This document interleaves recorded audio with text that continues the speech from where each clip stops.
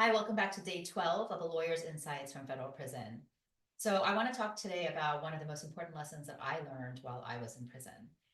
Like I've shared before, I spent 10 days in Miami in a detention center in downtown Miami. And then I spent most of my time at the Coleman Minimum Security Camp for Women, which is about an hour north of Orlando.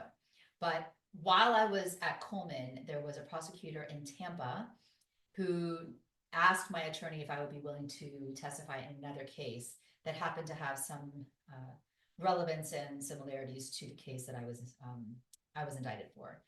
And so I was basically long story, but I agreed to testify in that case, and there was an agreement between attorneys and my prosecutor and that prosecutor that if and when I do testify, the prosecutor would consider filing what's called a Rule 35, which is a motion for early release.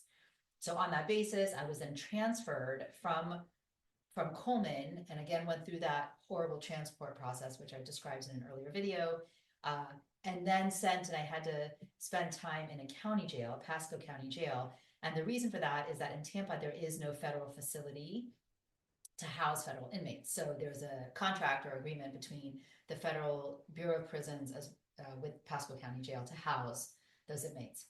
So to give context, when you get in trouble when you're in the federal system, like if you are caught stealing contraband, or you get into a fight, and so you do something that requires a punishment. Oftentimes, the punishment is that you get sent to county. It could be any county, it could be Orange County, Broward County, but you get sent to county as a punishment for some of the women. So now I am voluntarily choosing to go to county jail, right? And I had already heard stories about, all sorts of things, how awful the guards were, the food, the facilities, all of it. So I have this predisposed notion in my mind, and I'm really scared because it had been 5 months, I had over 4 months, I'd already been at Coleman. I felt like I had a routine, I had friends, I had figured it out. I had my commissary items, I kind of knew how to spend my days, I had a job that was fulfilling. Now I'm leaving, I had to leave everything, I had to box it all up and leave it.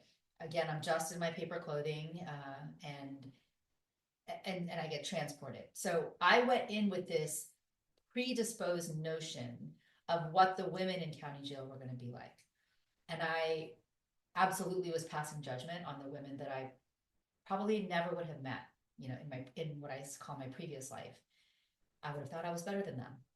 I'm better educated. I was a lawyer. I come from a family of educated people. I would have absolutely thought that I was better than them.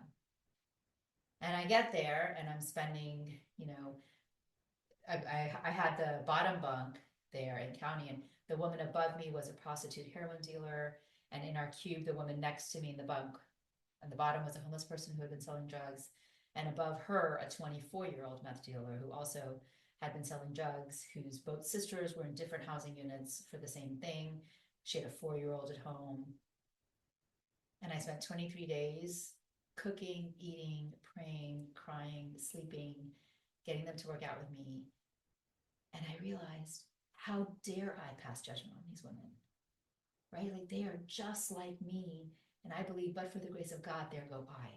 And, in any other life, I could have been them, they could have been me. And we are just all humans, drops from the same ocean, fallible, making bad decisions, paying real consequences together.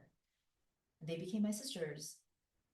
And so the lesson I learned, and I tell my kids this, and I try to impart this to my clients, is when we're building teams, is like if we can put ourselves in somebody else's shoes and empathize and recognize that we are all really connected, and that sense of connection and belonging comes when we can talk about all of our really hard moments, having those courageous conversations within our teams. For me, it was my team of other inmates that I was in county jail with, and we created this bond.